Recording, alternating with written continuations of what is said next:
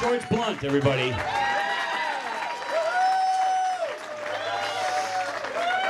I started with George because I was a little, nervous about talking about what I wanted to talk about, because I've talked about it before here, and I just feel bad about talking about it with this crowd. I hate my dog. And I don't mean like, oh, my dog's a pest, or my dog's crazy, or my dog's the marauding village idiot on crack, which he is. You know what I mean? I hate him. I hate him. He's ruining my life. And like 8 pairs of my best shoes, and 3 massive chewed up kitchen garbage bags, one on the tire downstairs, and one in our front walkway before guests arrive, and one in a closed closet. I hate him like you'd hate a degenerate, bullying, super rich, stupid, moronic stepbrother who you're forced to live with in his house for, like, ever. This attitude is, of course, a sin on Vashon Island, at least according to VAPO, a little-known organization, Vashon Association of Pathological Pet Owners. Not to be confused with VIP, whom we love. This is like a splinter, rogue, anonymous organization meting out pet respect justice throughout the island. They will call you out for so much as screaming at your dog. Nobody screams at their cats. Buffy, stop lying there! There is serious pet love on this island. I think it's kind of pet entitlement taken too fucking far, if you ask me. I'm more like a pet Republican. Dogs are for screaming at. They know that, and they don't understand what you're saying to them when you talk to them. We tested this with our old dog. We'd say, sit, Moby, and Moby would sit. And we'd say, twit, Twoby, and Moby would sit. And we'd say, shit, Shoby, and Moby would sit. Which is good, because as a border collie, if she could understand the difference, she would shit on command and then feel really bad about it. So, when we scream at the marauding village idiot on crack, otherwise known as the dog that the Bellevue Humane Society said was a border collie lab, but just kept growing and turned into a great fucking Dane of subpar intelligence, which is saying a lot because Danes already suffer from intelligence issues. When we scream at him, the border collie cowers, and the Dane sort of gushes with affection and thwacks his 60-pound tail on the ground like a fucking jackhammer, and then ruins our doors, scratching, doing this kind of effeminate hound dog howl to get out. And then you let him out, and he turns around and he scratches at the door to get in. And you bring him in, and he fucking turns around and he scratches again, all day long. Who wouldn't scream at that? So, my dogs need exercise, right? I mean, the border collie needs like 22 hours a day, and the Dane's pretty wiped out after 15 minutes, so they're a lot of fun to work with.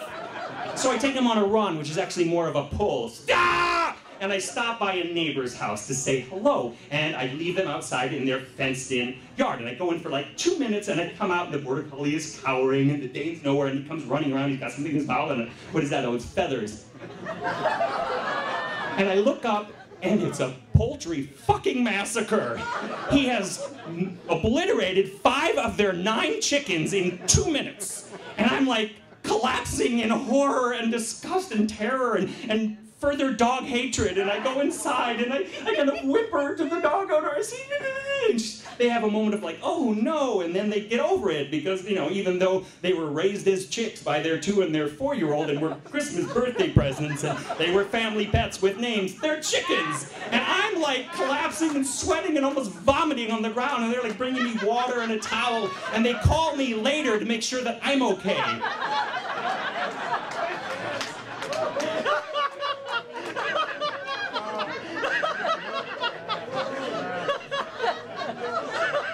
So later, I'm like, is there a pet Guantanamo prison?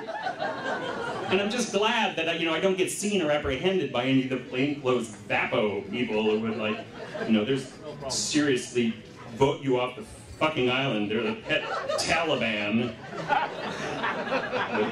The pet TSA. The TSA. Has there ever been a more motley selection of humanity put in charge of shit than the TSA? And they power trip? I mean, you give them a badge and a walkie-talkie and they go all Kiefer Sutherland on you. We got a random on 2! Random on 2! Jack it out of the cook, jack it out, your computer out of the bag, don't make me use these. Use what? You don't have anything. Like, we just went to Mexico and came back. And we were on this really awesome, super relaxing, intimate vacation with 38 other people from Vashon. I'm not even kidding.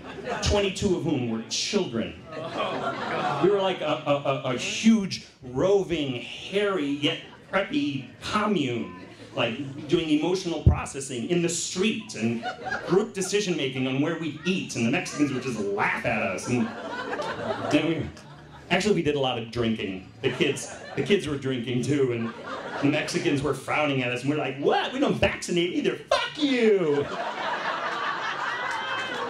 So, we're at the airport, and of course our flight is oversold because they all are, and so everyone's standing around, you know, nervous in this like protracted elevator experience. Nobody's looking at each other, all mesmerized by the huge television monitors showing a 4-hour Whitney Houston state funeral, and I'm going, we are so fucked up!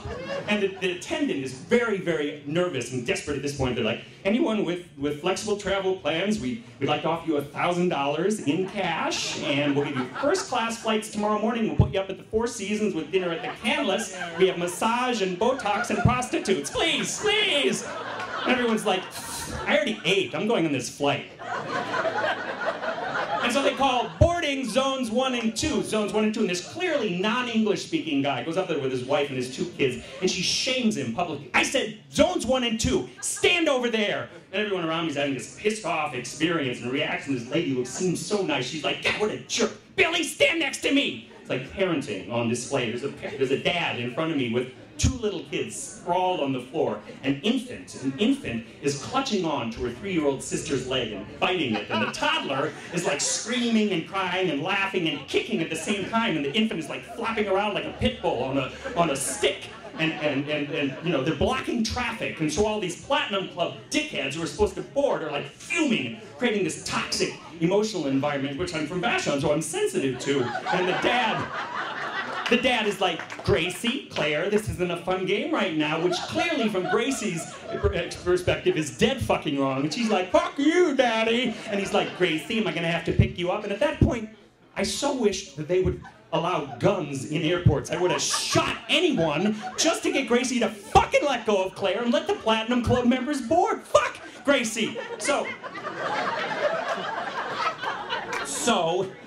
we're about to board, and I don't know about you, but whenever I get to an airport, I have to eat.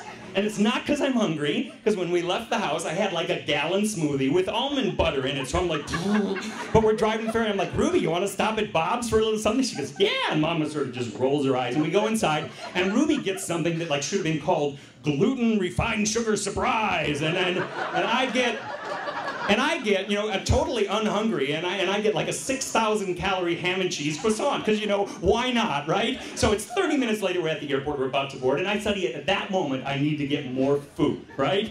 And Martha, God bless her, after 28 years, knows I'm an impossible dipshit in this regard. She just closes her eyes and sighs, and I say, I'll be right back. And I go and I get this massive BLT on a like multi-seed bagel with extra cheese and mayonnaise, and I'm completely not hungry for it because I've yet to remotely digest the 2 meals I already have in my system, but apparently I don't have enough dairy or bread or sulfured meat products in my system, which is weird already because I'm from Vashon and I'm a conscious eater, but no, I'm at the airport, which is a temporary psycho ward, right? So I go and I take it and I shove it down my throat and I just barely swallow it, and then great, we get on board, and like 30 minutes later, the snack cart lady rolls by.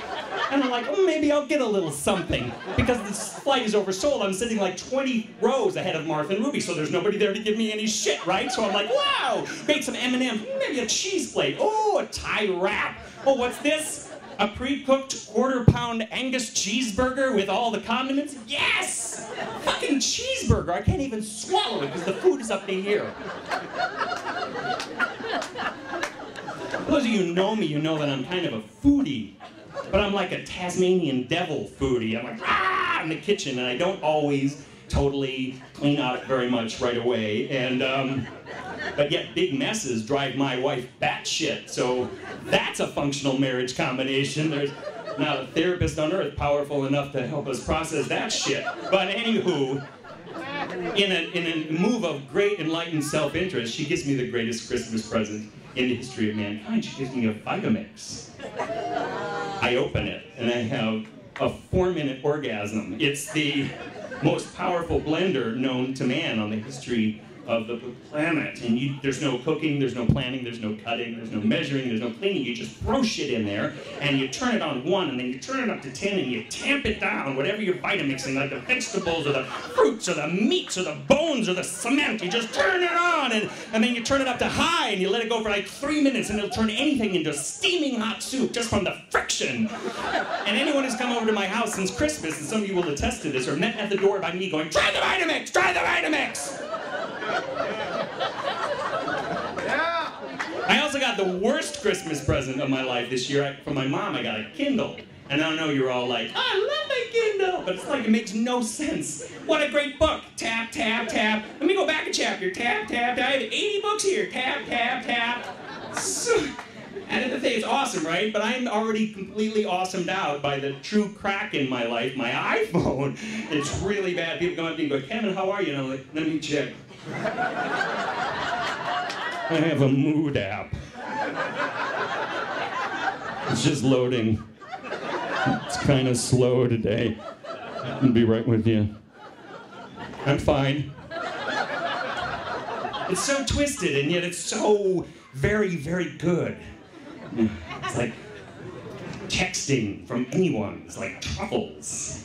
An email anywhere. I'm loading Facebook pictures and Scrabble and angry fucking birds and my ferry schedule. Because why after 22 years would I need to remember what time the ferries come back on a Friday night when I have my iPhone? Right?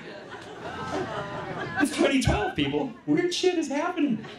Weird shit is happening. I don't know what's happening, but it's totally happening. I mean, look around you. The monkey tree people are back. And they're gonna start selling booze at Mom's. And they got a new line of women's clothes at Island Lumber. A joke that just you can never get enough of. It's an amazing time of transformation. I actually think we are in the throes of alien contact on Vashon Island. And it's not gonna be what everyone thinks. It's not gonna be, oh, I'm so unique. I went to sleep and I had a dream and was abducted and there was an anal probe. Give me a break. Who doesn't dream of anal probing? Whatever, forget it. Anyway, point is, there are likely aliens among you, like right next to you, and you can test it, because they don't bleed. Try it! Try it! I think some of our most prominent citizens are likely alien. Norm Matthews, alien. Lou Engels, alien. Tom who owns the pharmacy, well, he's not an alien, but he's really good friends with them. Emma Amiad, oh, yeah. No idea, I'm not going to ask her. But the thing is, it's the mix on Vashon. It's this amazing mix of people. It's like this gorgeous, toxic cocktail of old world and new world and rednecks and effete snobs and soy milk drinkers and rice milk drinkers. If they'd only let us make our own laws, we can do such great things. I mean, we can outlaw dickheads and offensive signage, and we could bring back the stockade and publicly shame anybody who tries to pass you on the merge of Ferry Dock Hill. Fucker! Unlike Stefan, I do not believe in capital punishment unless you do it really creatively. Like, I think we should mix up our political correctness and a little old-fashioned fundamentalism and stone Rush Limbaugh to death here next week. Not because I disagree with him politically, but because it would be fun. Thank you, everybody. Good evening.